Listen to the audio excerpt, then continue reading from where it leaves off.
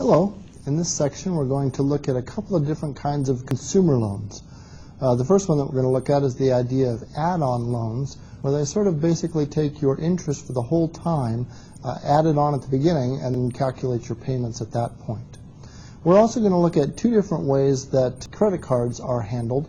One of those ways is looking at the idea of the average daily balance, and that's probably the way that a lot of them run. And the other is the unpaid balance method. So we're going to look at those two ways of dealing with credit cards. So let's go ahead and get started with the notes.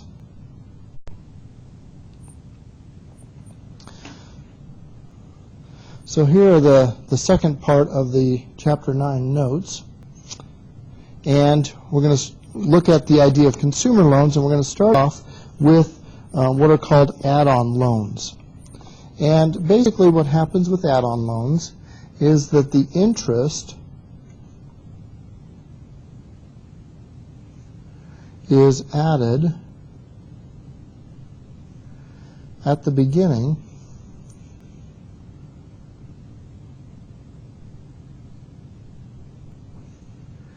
of the process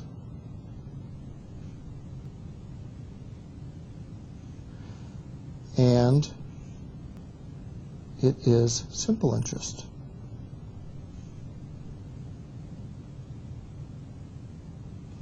I don't know how often this is used, but it's one of the methods that's out there.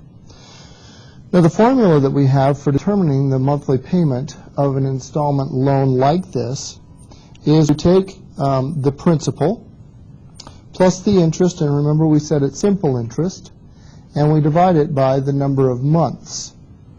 Alrighty?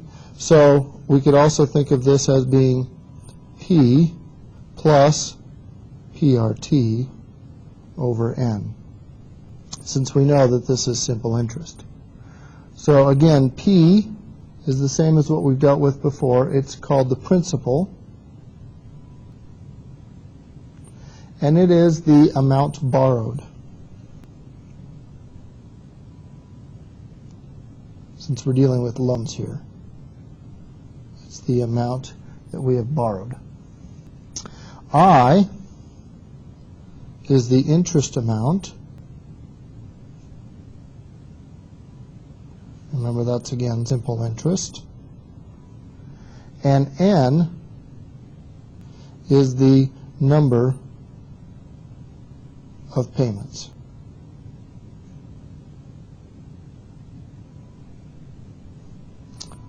Alrighty, so let's go ahead and get started with an example. So let's say you decided to purchase a new counter-length refrigerator with a list price of $1,200. You intend to take out an installment loan for 2 years at an annual interest rate of 18%. If the store is using the add-on interest method, it will be your monthly payments. So maybe this is something like one of those rent-to-own kind of places uses. I don't know. But you can think of it in that term. So what we're dealing with is we have a principal amount that we're borrowing, and that was $1,200. And we have a time frame of 2 years. And we have a interest rate, so an R, of 18%. And remember, we always have to change that into decimals, so 0.18. So what I'm going to do is I'm going to use this formula here, and I'm going to say that my payment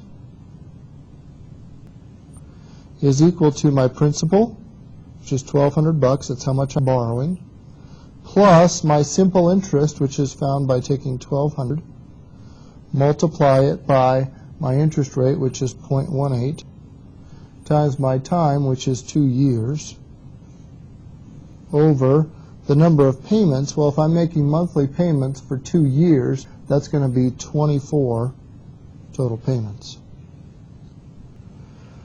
So when I look at the first part, when I take 1,200 times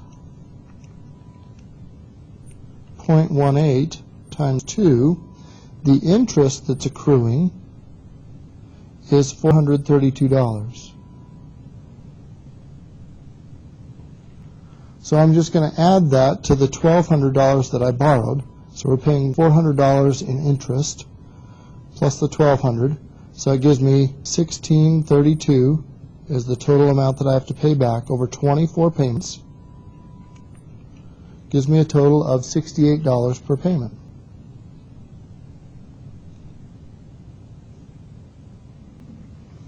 Alrighty. So it's pretty straightforward on that. But let's go through and answer a couple more questions. So how much do we actually end up paying for the refrigerator? Well, notice that's the same as what we got from up here.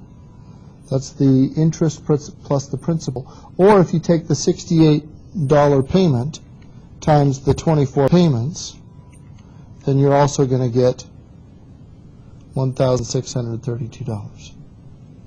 And what percent interest does the store actually collect? Well, in order to find that, what we would do is we could use a percent proportion. And we could say, I want to know what the percentage is. And percentage is always out of 100. But in this case, instead of being out of 100, I'm out of $1,200. And my interest amount was $332. So if I solve that,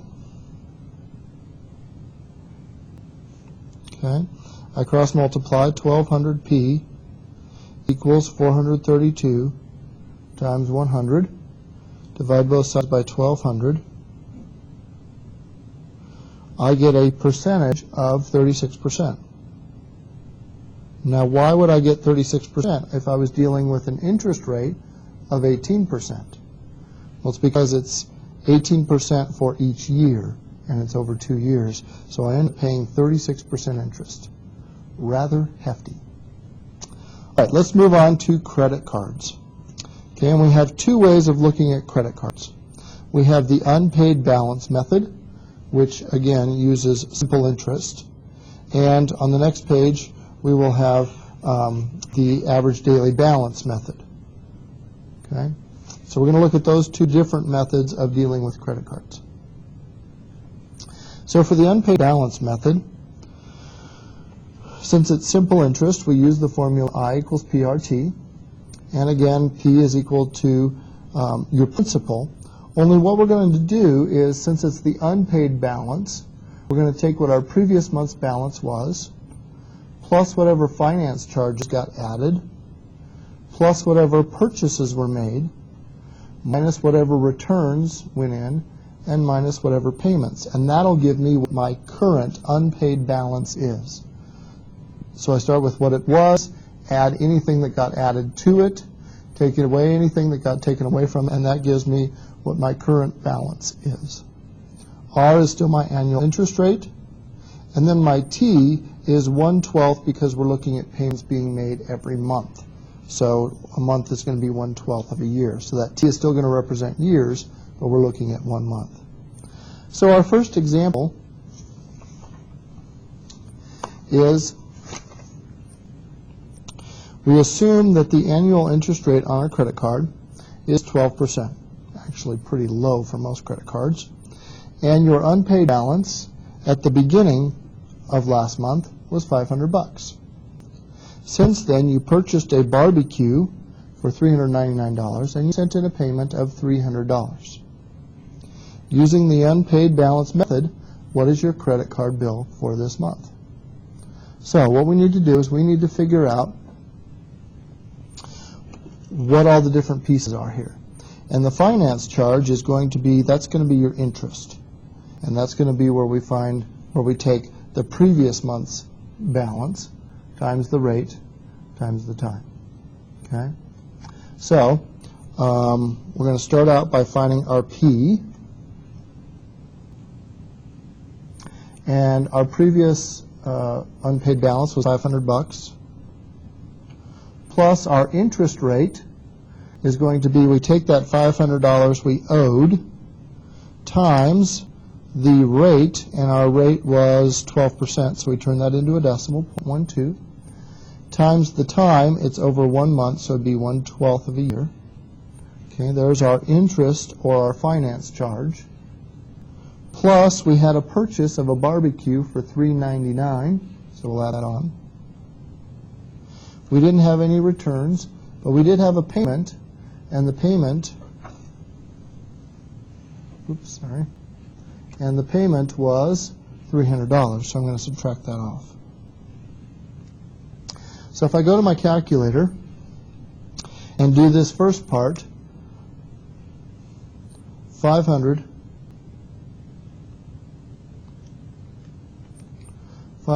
times 0.12 times parentheses 1 divided by 12 is going to give me $5 in interest. So I've got my principal is going to be $500 plus $5 in finance charge plus $399 minus $300. Okay, so when I do all of that, my new unpaid balance is going to be $604. Okay, here's what I owed originally. Here's the finance charge that got added to it. Here's the other charges that got added to it, and here's how much I paid off. So another question that could be asked is, what's our finance charge going to be for next month? Well, in order to do that, what I'm going to do is it's going to be my interest. I'm just going to take my new principal, and my new principal I found was $604, times my interest rate, which is 0.12, times the time frame. Again, it's over 1 month, so it's 1/12 of a year. And when I multiply that all out on the calculator, I get my new interest rate is going to be $6.04. Okay, so that is the idea of the unpaid balance method. Let's do one more example of those. So it says, assume that you want to pay off your credit card balance of $5,520 by paying the minimum amount of $80 every month. What will be your balance at the end of 1 month? Assume that the annual interest rate on your card is 18%, and that the credit card company is using the unpaid balance method to compute your finance charge. Okay. So, we know that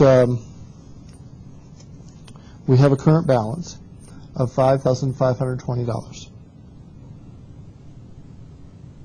So that's what we're starting with. Now what we want to do is we want to calculate what our finance charge is, or our interest. So that's going to be, take the previous balance times the interest rate, and we're looking at 18%, which is probably more like what credit cards are going to be. And again, it's for 1 month, so it's 1/12 of a year. And then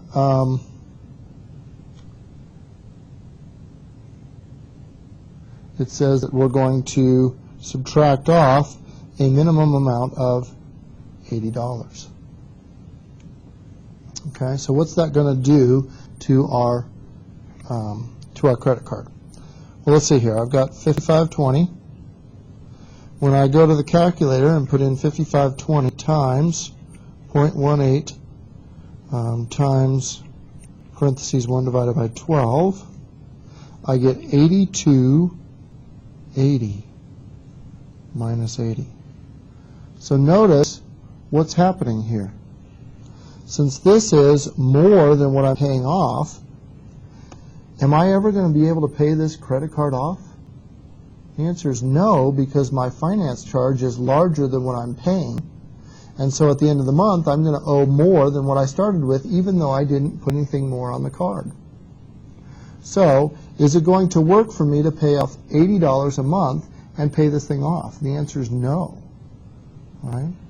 So let's change this and say $80 isn't going to work. Let's change it to $100 a month, and let's see what that does. So I'm going to change this to 100, because now my balance is actually going to go down. So if I take $55.20 plus $82.80 minus 100, my new balance has gone all the way down to $55.02.80. All right, so of that $100 that I'm paying, what's happening with that? Well, $82.80 is going to interest, and that means I only have $17.20 left to pay for principal. Okay? So hopefully your credit card company is scrupulous enough that they won't say, oh, your minimum is only $80, and even if you pay that, there's no way that you're ever going to pay this down. However, even if you have a $100 balance, notice how slowly this is going to pay down. And the rule of thumb I read in the paper at one point was that many credit cards will set up the minimum balance so that if you don't put anything more on the credit card and you just pay the minimum balance every month, that you should have it paid off in between 20 to 30 years if you're carrying a balance of, say, over $3,000 or $4,000. Alrighty? So that is the idea of the unpaid balance method. The next thing I want to look at for credit cards is the idea of the average daily balance method. I've got a set of steps here that we're going to follow in order to do that. We're going to start by adding the outstanding balance for your account for each day of the month. Then you're going to divide the total in step 1 by the number of days in the month to find the average daily balance. Okay? So we want to know how much on average our balance was during that month. And then to find the finance charge, we'll use that simple interest formula. Okay? We'll take the average daily balance that we found back in step 2, the annual interest rate, and then the time is going to be the number of days in a month. So some months will have 30, some will have 31. If you're in February, it'll have 28, divided by 365. Okay, so that looks a little more complicated than it is. So let's try and work through that, see how it goes. So it says, suppose you begin the month of September, which has 30 days, with a credit card balance of $180. Okay, so we start out with a credit card balance of $180. Then assume that your credit card has a rate of 18% and that during September the following things are happening in your account. On September 10th, a payment of $100 is credited to your account. On September 14th, you went out for a birthday dinner and you charged $45. September 25th, you filled up the gas tank and were charged $55. And what I've done here is I've made a chart. And this chart will allow you to figure out what days have what balance, and then use that over on the right-hand side of the chart, which I'll get to in a little bit, to then figure out what your average daily balance is. So, if we start the month with $180 as our balance, and that doesn't change until September 10th. So that means September 1st, 2nd, 3rd, 4th, 5th, 6th, 7th, 8th, and 9th all had a balance of $180. Then on September 10th, we had a payment of $100. So our balance now is $80, and it stays $80 until something else happens. So the 10th, the 11th, the 12th, and the 13th, it's going to stay at $80. Then on the 14th, something happened. I charged $45, so my balance is now up to $125.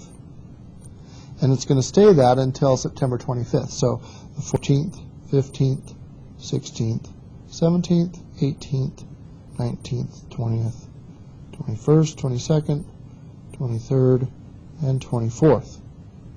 And then on the 25th, I charged another $55, so my balance has now gone from $125 up to $180, and it's going to be that for the 25th, the 26th, the 27th, the 28th, the 29th, and the 30th, since September has 30 days. So now what I need to do is I need to find out my average daily balance. So over here on the right, I've said I want to find out how many days there were that I had this particular balance. So if I look over to the left, I had 9 days with a balance of $180. So 9 times 180 is a total of $1,620.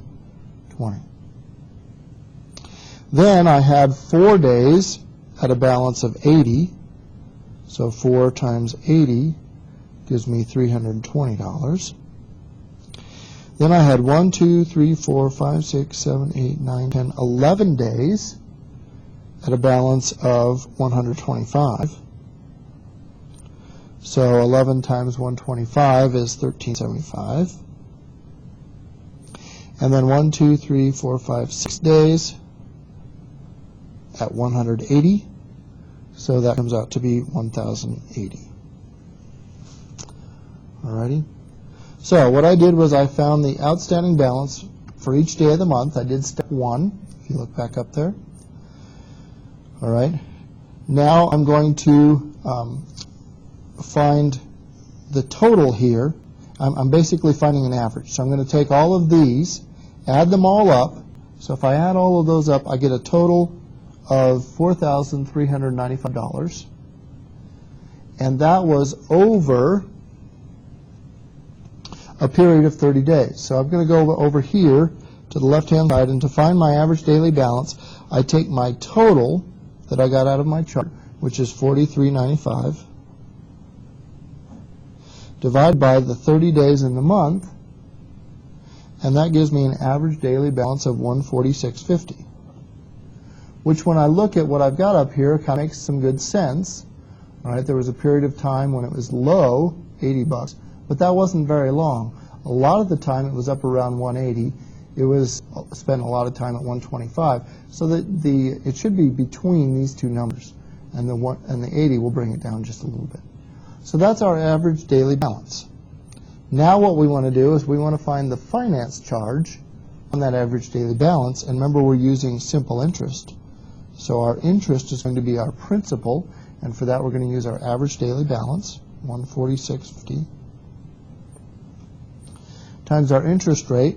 And we said our interest rate on this card was 18%, so we changed that to a decimal, 0.18, times, and then I'm going to, for T, up here, I'm going to use the number of days in the month divided by 365.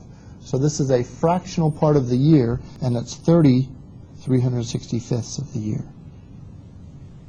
So if I go to the calculator, plug that all in, my interest is going to come out to be about $2.17, and I'm going to round that off to the nearest cent. Alrighty. So that's how we do average daily balance method for credit cards. That's how we do add-on loans, and that's how we do the unpaid balance method for credit cards. Hope that helps.